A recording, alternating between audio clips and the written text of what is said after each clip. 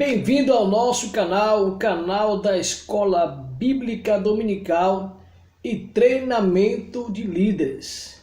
Já abrimos já para você nosso tema, a Arca da Aliança. Bem-vindo ao nosso canal, obrigado por estar nos ajudando a propagar o reino de Deus a todas as criaturas. Hoje está escrito no livro de Marcos que Jesus mesmo o havia dado uma ordem imperativa que ide, portanto, e pregar o evangelho a todas as criaturas. Aquele que cresce e fosse batizado seria salvo. E esses sinais seguirão todos aqueles que creram, pois Jesus ele é maravilhoso na sua palavra. Sou o pastor Lenival Gali Costa, formado em teologia, diretor da Rede Fight Extensão Koinonia, com a direção do nosso doutor e pastor Renildo Luz, que é o diretor do estado da Bahia. E agradeço a essa parceria que temos para estar não apenas abrindo núcleos de teologia em todo o território nacional, ensinando as matérias do básico, médio e bacharel em teologia, onde somos formados pela faculdade também Cúrios, no polo da Unicristã, na Bahia.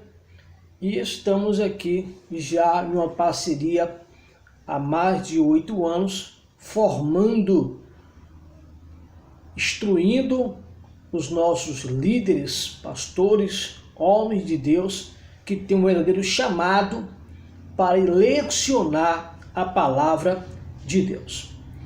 Sem mais delongas, eu quero já estar lendo com você a lição que vai estar ocorrendo agora no dia 2 de julho de 2019, que vai ser a lição desse domingo A8, a Arca da Aliança, que tem como texto áudio: pendurarás o véu debaixo dos choquetes e trarás para lá a arca do testemunho para dentro do véu. O véu nos fará separação entre o santo e o lugar santo dos santos. Está em Êxodo 26 e o versículo 33 na revista corrigida e atualizada. A verdade prática, por meio de Cristo Jesus, podemos encontrar-nos com Deus santo e misericordioso.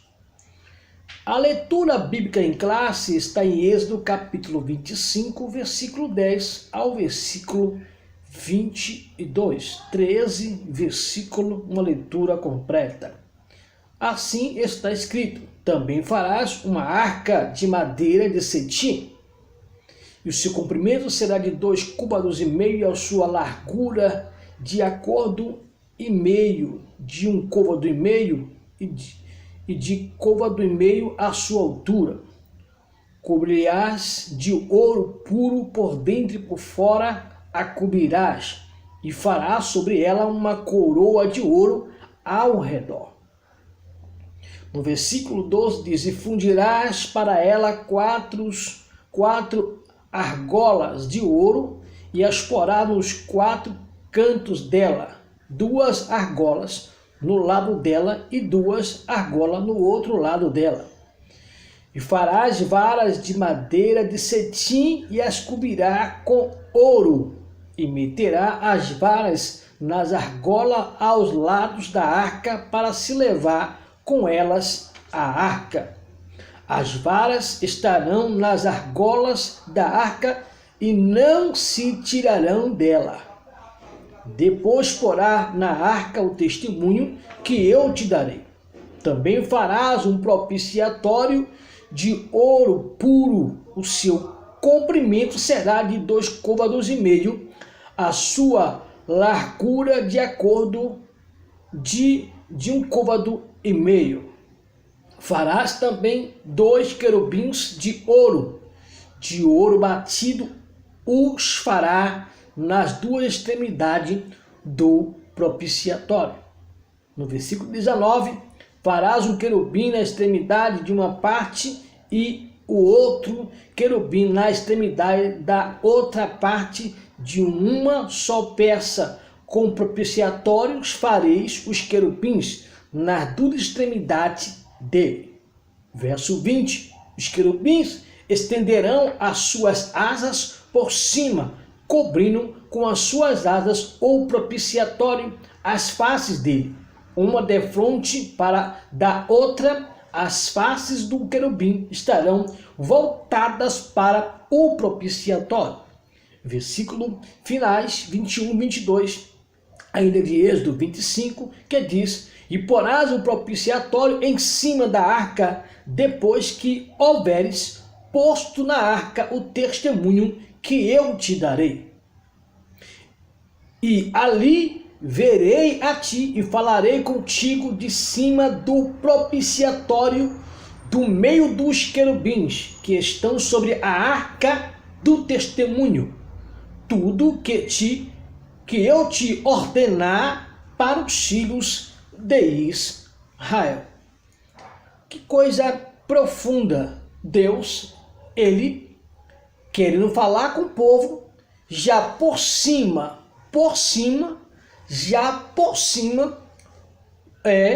diante do propiciatório, aonde estavam os querubins, né? Que coisa maravilhosa! Por cima também da arca, a tampa do propiciatório.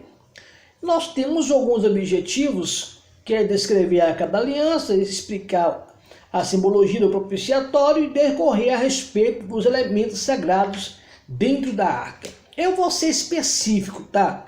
Eu não fico lendo a leitura toda, porque não é esse o objetivo do teólogo. O teólogo ele faz sua síntese teológica e dá um resumo que deixa uma coisa assim mais simples para você que vai ensinar, depois quando for ler a lição, buscar como requisito, né? Requisito junto ao material. Mas vamos fazer aqui a descrição da Arca da Aliança, que está em Êxodo capítulo 25, versículo 10. O nome da arca, por exemplo, a designação hebraica dada da arca significa cofre, casa de madeira, baú. Na Escritura Sagrada, diferentes nomes também identificam esse precioso objeto, que é tido como a arca de Deus, a arca do Senhor, a arca da aliança e a arca do testemunho. Você vai achar 1 Samuel, capítulo 4, versículo 11, livro de Josué também, 3, versículo 13, número 14, 44, e número de novo, 7, versículo 89. Era a peça mais valiosa e importante do tabernáculo, porque ocupava o primeiro lugar da vida espiritual de Israel. Ou seja, o que era a arca? A arca era a peça mais importante, que estava dentro, né, da chamada da tenda da congregação, ou lugar santo dos santos. A arca era a principal peça. Ou seja, quem é a principal pessoa hoje na minha e na sua vida? Se você escolher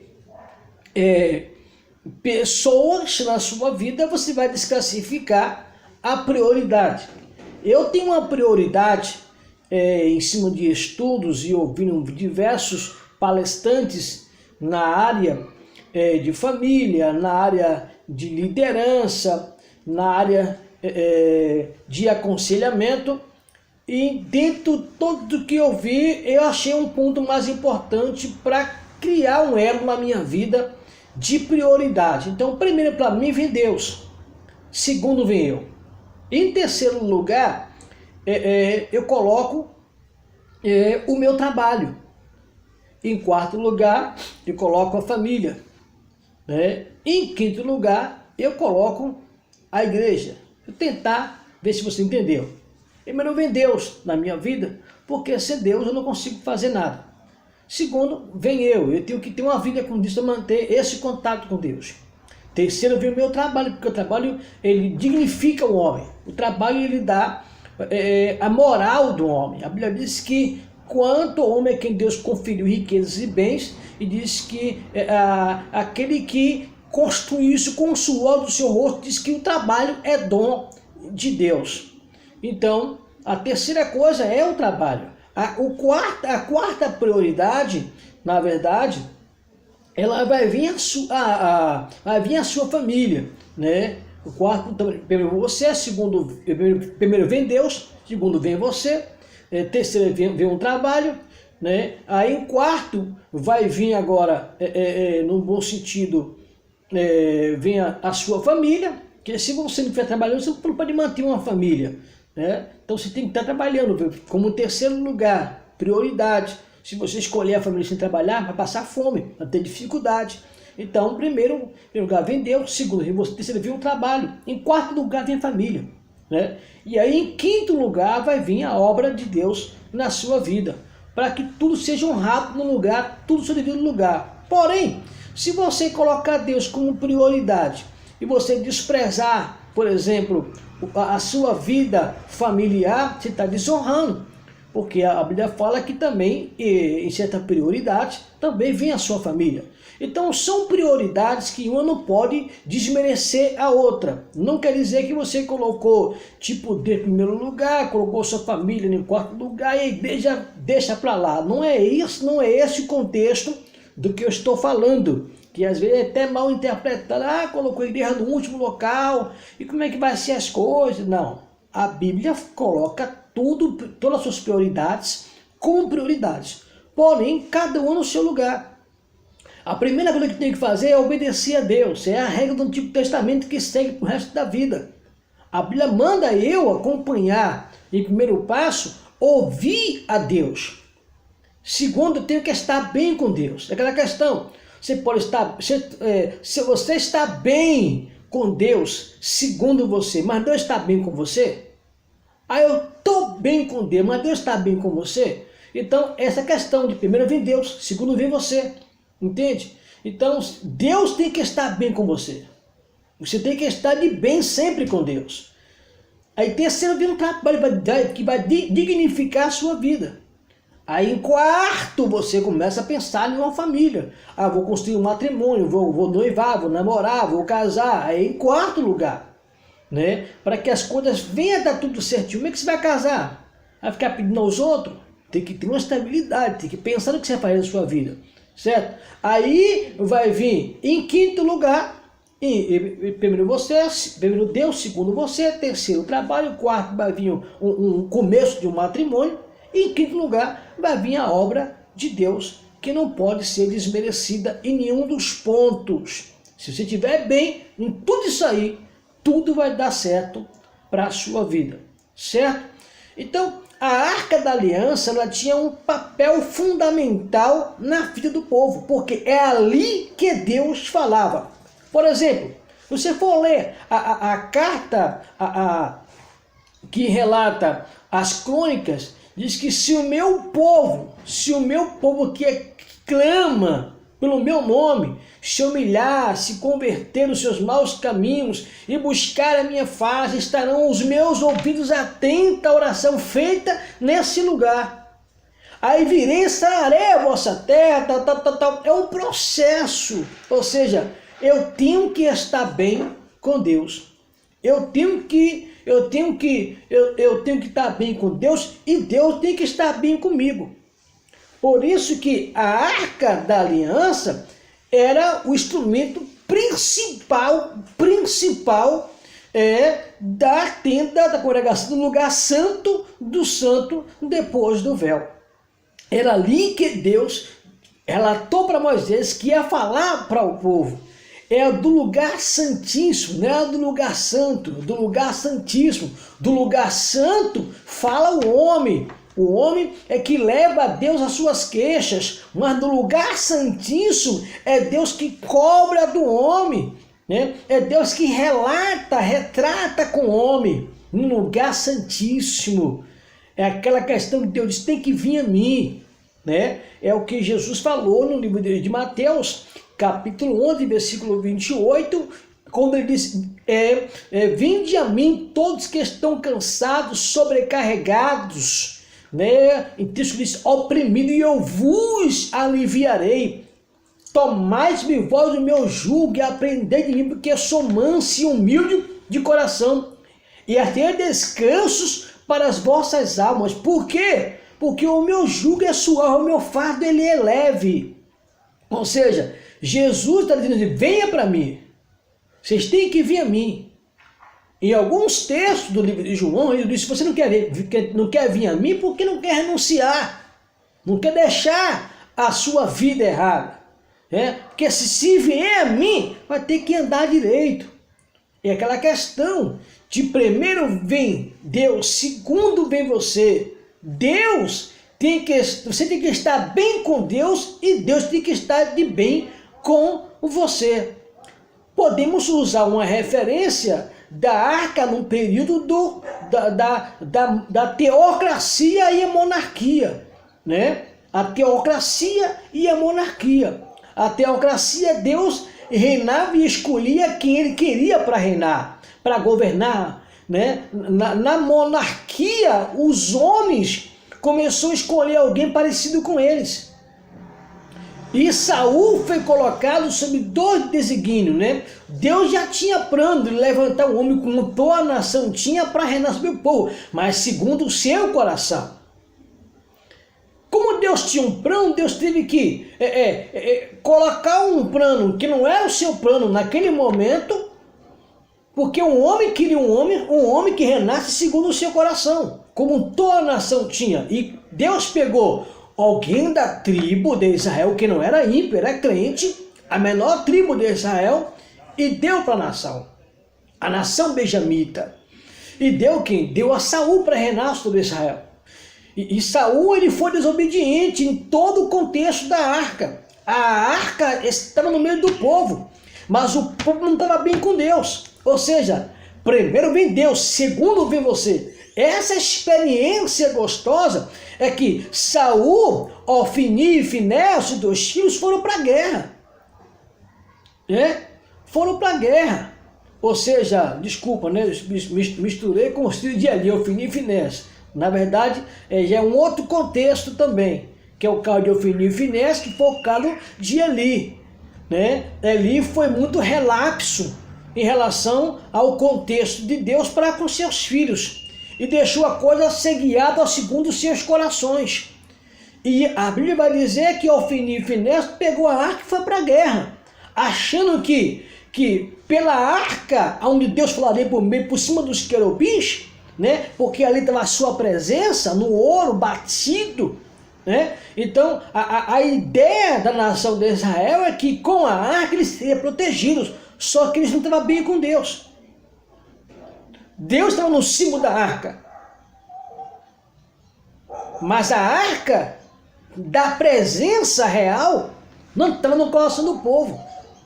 O povo ficou religioso nesse contexto. Por isso, na lição que se vai ensinar, no dia 2 de junho de 2019, século 21, se você for estar falando anteriormente para alguém também, fixa esse contexto. A arca, sempre será a principal peça de instrumento de edificação para as nações. A arca é a presença. A arca tem que ser a presença de Deus na minha e na sua vida.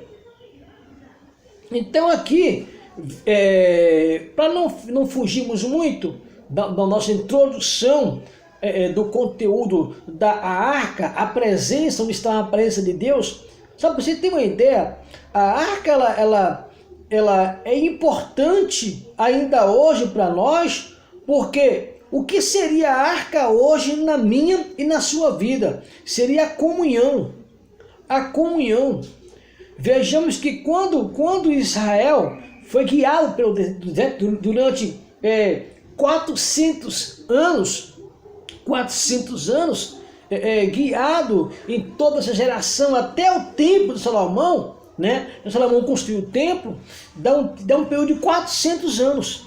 Nesses 400 anos vai seguindo muito mais, tal, né? A arca continua sendo o vínculo aonde o povo haveria de buscar a Deus.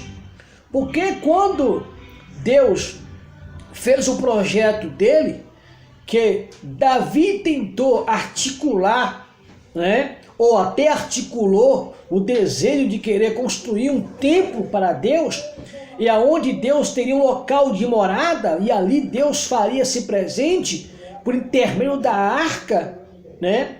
Mas quem, na verdade, permaneceu com esse projeto, ou quem manteve o projeto, foi o próprio Salomão, né? Mas Davi deu todo o ouro.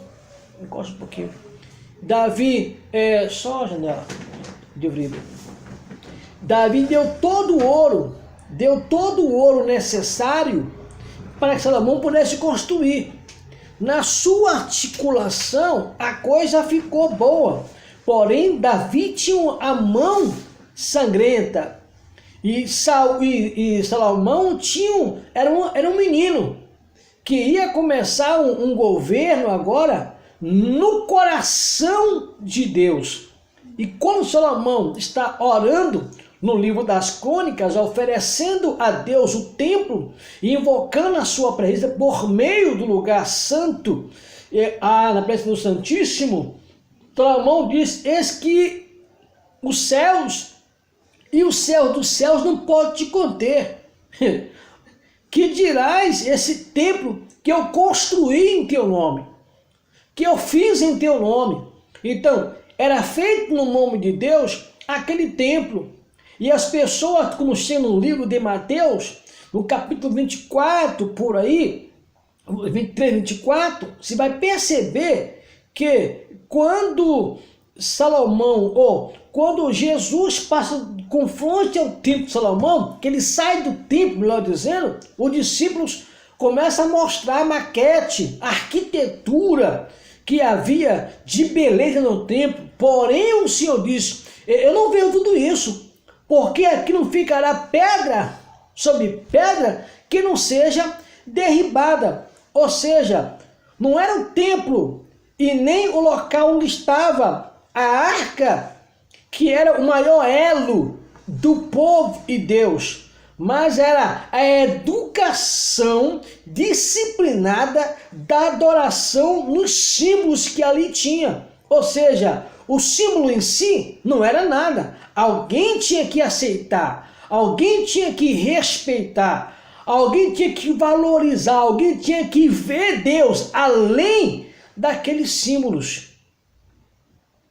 Porque quando alguém tentou ver Deus apenas no símbolo, foi para a guerra, morreu.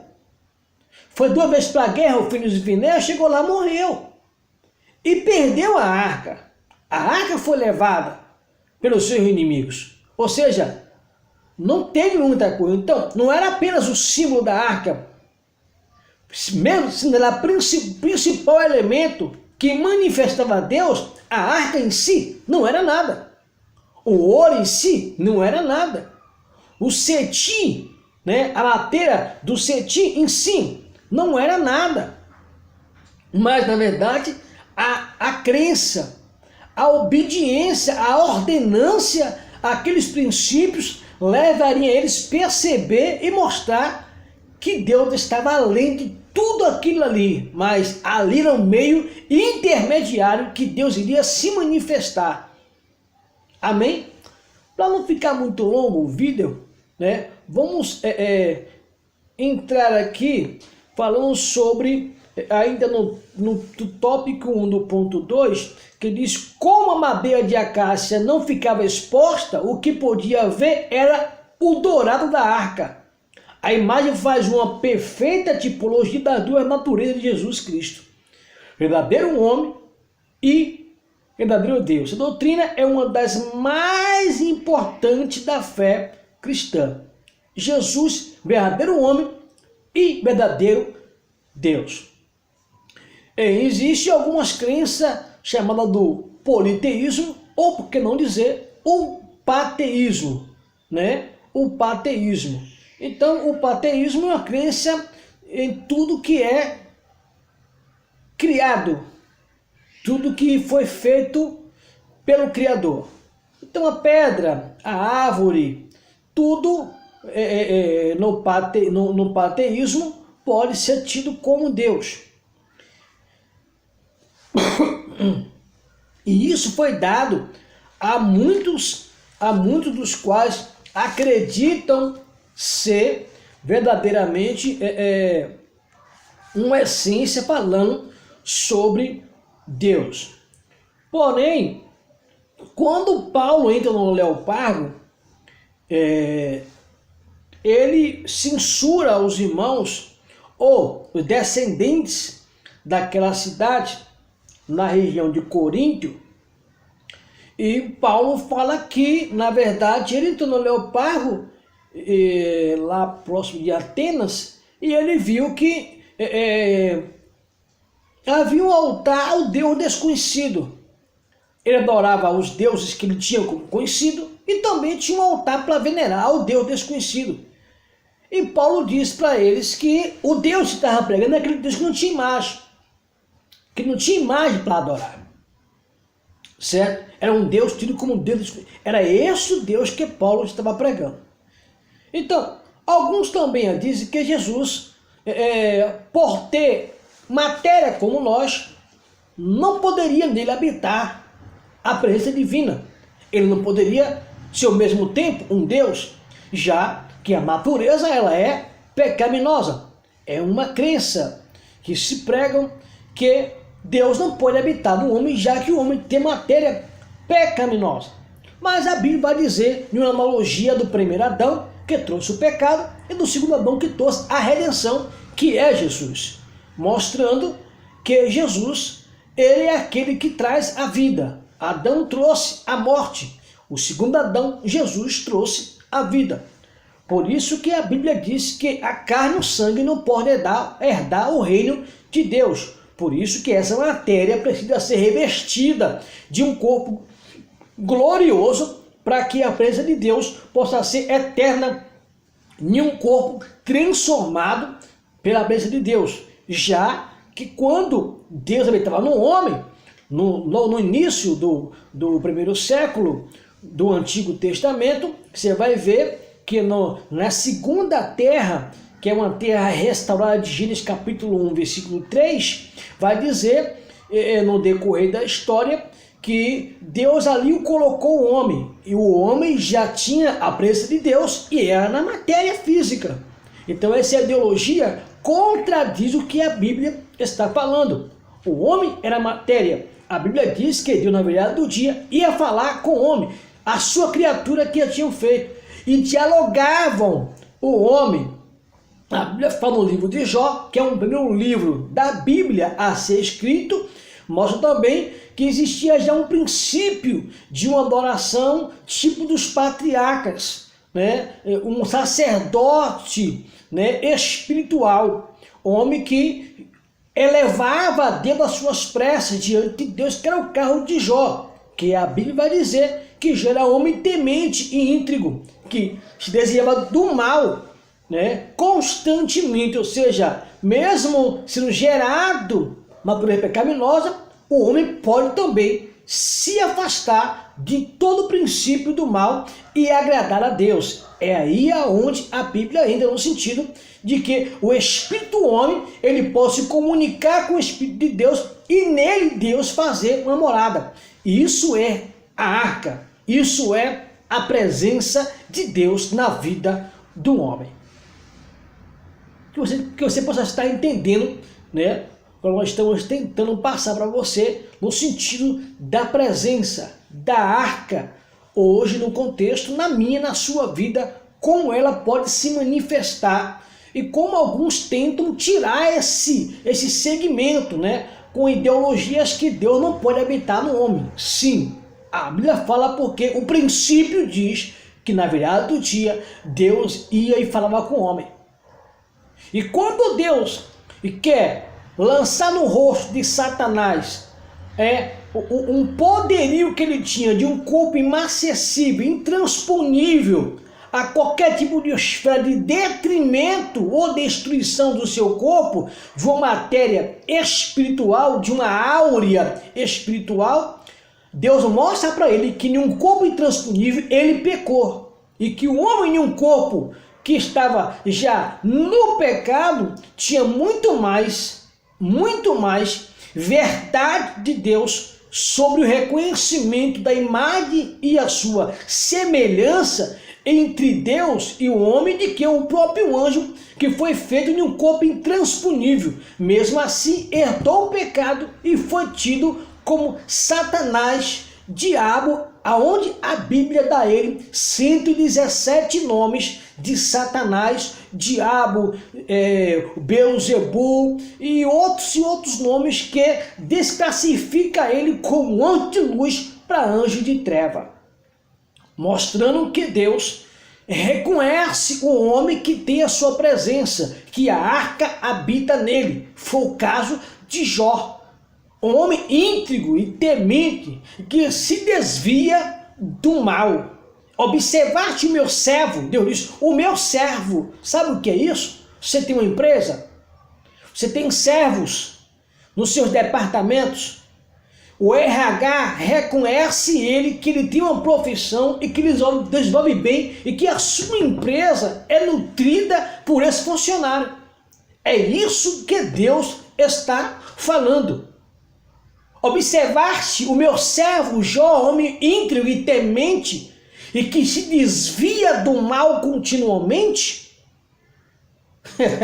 E essa verdade aí vai desembaratar qualquer pensamento filosófico, né, em um panteísmo de que, ou também na descrença de que o homem pode ter a presença de Deus. A Bíblia é tão forte nisso que fala que quando Eliseu ele morreu, ele foi sepultado. Depois de um tempo, já com os restos mortais, que eram os seus ossos, diz que quando enterrou alguém no mesmo sepulcro de Eliseu, diz que ao tocar o morto, que ainda não havia no estado de decomposição 100% da sua matéria, quando tocou em total decomposição do corpo de Eliseu, que tinha apenas os restos mortais, que é os ossos, que até hoje a ciência vai provar isso, que se mantém por mais tempo sobre a terra, é os ossos. E quando vai ver os ossos tocado pela matéria em estado de decomposição do morto, diz que ao tocar, diz que o morto reviveu, mostrando que a presença de Deus sobre aqueles que vivem a presença da arca na sua vida não fica na morte, até a morte tem vida, como o livro de João, capítulo 11, vai dizer da história de Jesus, que tinha uma amizade com Marta e Maria, e Lázaro, que era tido como seu melhor amigo, no sentido de amizade que tinha Jesus e Lázaro, o seu amigo. E ele diz, eu sou a vida, ainda que alguém morra crendo em mim, esse viverá. Olha que coisa maravilhosa. Então a presença de Deus é vida na minha e na sua vida, porque o Espírito do homem se comunica com o Espírito de Deus e prova que somos filhos de Deus. Sentimento este que nenhuma religião, nenhum pensamento filosófico vai tirar isso de você. Da onde viemos, para onde vamos? Tem que ter a presença de Deus. Para fecharmos aqui tem, eu fiz assim também um ponto aqui de estudo, falando um pouco sobre a Arca da Aliança, no sentido da matéria, do material. Por exemplo, no versículo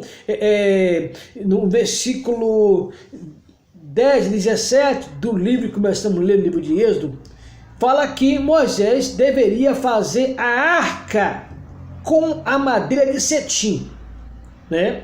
De cetim. Então, esse material de comprimento de 2,5 côvados e altura e largura de 1,5 côvado. Por que madeira de acácia, né? Que era o cetim. Por que a madeira de acácia? Qual é a importância desse material? Na verdade, era o único material que Israel tinha no deserto. E Deus, na sua presciência, já projetou que assim o seria, para manifestar o quê? O que é essa acácia? Qual é o poder que ela tinha? Essa madeira de acácia, ela é densa e forte como uma fortaleza. Ela é densa e forte como uma fortaleza. Esse é o material da acácia. Ela é resistente e não apodrece. A acácia, que era material que era feito a arca, que podia ter como a arca do testemunho, a arca da aliança, né? A arca de Deus, e diz que ela era resistente e não apodrecia. O material da acácia, o seu miolo contém uma substância de proteção aos insetos, à água e a qualquer degradação. Olha o poder que tem. Seu tempo de duração, ela parte de geração. Ou seja, por que Deus quis que fosse feito da madeira de acácia, o cetim? Porque também ela não tem uma certa formosura, mas ela tem a sua natureza própria. Ela tem na sua substância que gera uma reação de defesa a qualquer detrimento que venha tentar invadir o seu território. Aleluias! Então, você vê que o seu tempo de duração vai passar de geração a muitas gerações. Ela não aceita ser destruída com facilidade. Ela tem um tóxico, um tipo como posso dizer para você, um tipo de elemento que ela auto se defende, uma autodefesa tóxica nela, que a água não consegue gerar nela um detrimento para apodrecer a sua matéria, né? Os insetos não conseguem entrar nela, penetrar nela, destruir ela, porque ela tem uma autodefesa, né? Jesus, ele na matéria de homem, ele é levado ao sofrimento, mas é o mesmo Jesus em matéria física também, que ele aparece para o discípulo duvidoso Tomé, que diz que só cria se ele visse Jesus em matéria, assim como viste durante os seus aproximadamente 3 anos na sua liderança. E quando Jesus ressuscita durante os 40 dias na terra, ele dando testemunho, assim escreve o doutor Lucas, que Jesus se apresentou para também o discípulo duvidoso, que queria ter a certeza da matéria da qual eu tinha visto anteriormente. E se apresenta para eles e a mais 500 pessoas, de acordo com o texto, e diz: toca-me aqui, Tomé, e veja que na verdade espírito não tem a matéria, a forma matéria humana como eu tenho. E Tomé vai lá e toca e tira a sua dúvida. Porém, o Senhor diz: mas bem-aventurado Tomé é aquele que não viu, mas creram. Ou seja, a outra matéria de Jesus, que é a matéria espiritual. E Jesus, como Deus, ele tem o poder de fazer tanta coisa na Bíblia, de ressuscitar, se o próprio Lázaro, como ele disse que na verdade não carecia, que ele nem pedisse ao Pai mas para que o povo venha acreditar que assim como o Senhor é um, ele também é um em ti, ó Deus. Que coisa profunda. Por isso é que essa acácia, esse cetim, ele era um material meio amarronzado, meio um sentido de caramelizado, né? Tipo caramelo, e que mantém a forma exata, sem uma aparência, ou seja, tinha uma aparência inconfundível, que só ela tem essa aparência entre todos os materiais da madeira que existe no nosso planeta. E é a única que tem essa força de se manter no deserto. Aí Zacarias escreve ou profetiza, dizendo: aí vem, ó Israel, o vosso rei, né? E diz: e do deserto e do Egito clamei o meu filho, né? Egito, deserto, região desértica, região que no decorrer da peregrinação ela era um pouquinho difícil de sobrevivência. É por isso que a igreja, como sendo o corpo de Cristo, por mais que tente, já tentaram destruir ela, tirar a força dela, não consegue. Já tentaram destruir a Bíblia, não consegue. Tentando matar todos os discípulos de Jesus, não consegue. A Segunda Guerra Mundial foi em cima disso aí, matando os judeus. Porém, não conseguiu porque a história geográfica, a história arqueológica, a história do povo, cada dia se manifesta pela arqueologia, que comprova a existência de uma Bíblia, a existência de um povo e da matéria, né? E da matéria em si, que aponta para todos os cenários que o homem foi feito do pó da terra, e não que o homem foi feita de uma matéria onde se desenvolveu, que veio do macaco, que é uma maior mentira de todos os tempos. Mas para o homem manter o controle e o poder da situação, tenta ensinar para as gerações que uma matéria é que pode falar de uma outra matéria. Como uma matéria pode manter uma matéria intransponível, que é a acácia, falando dela.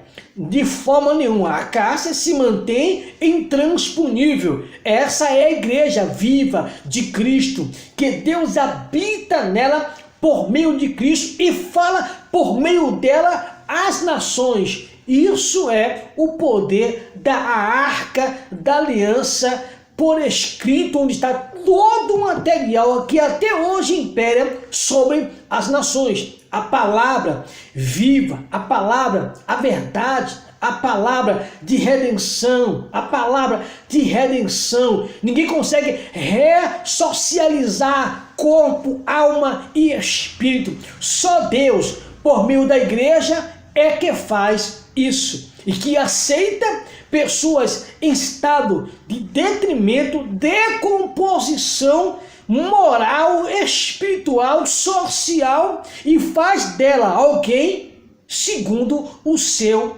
parecer. E aí, alguns lhe chamam para ser pastor, outros para ser evangelistas, outros para ser apóstolos, profetas e mestres, segundo o Espírito Santo distribui os dons a cada um como ele quer. Oh, coisa maravilhosa! O sentimento profundo é esse, pois esse é o nosso tema. Sem mais delongas, peço a você, divulga o nosso canal, nos ajuda se inscrevendo no canal, né? E aí, ó, no sininho para ficar você sempre atualizado sobre novos vídeos que estamos colocando no ar. Muitas vezes filmamos o vídeo pela manhã, mas ele só consegue entrar no sistema já pela tarde ou à noite, que é o tempo que ele vai estar rodando para ser aceito no sistema do programa do YouTube, certo? Que tem sido um canal de comunicação em todo tipo de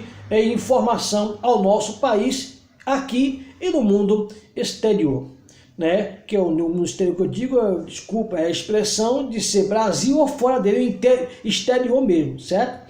Então, que você possa estar divulgando o nosso canal, nos ajudando a falar um pouco mas de Deus às pessoas que precisam desse conhecimento. Você que tem um chamado para pregar a palavra, está no canal certo.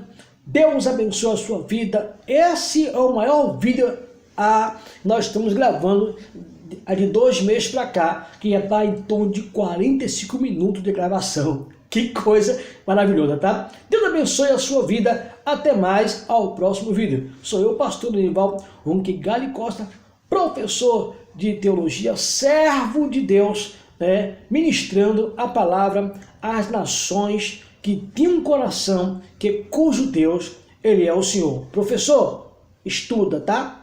Pesquisa, busque conteúdo, porque assim Deus vai abençoar a sua vida. A maior riqueza é daqueles que têm o desejo de ensinar as pessoas, mas antes de ensinar, senta para aprender. Este é o caminho dos profetas, dos filhos de sacerdotes, seguir o caminho de quem deveria chegar lá. Ninguém pode ultrapassar a regra. O princípio é senta para ouvir e depois levanta para ensinar. Deus abençoe a sua vida.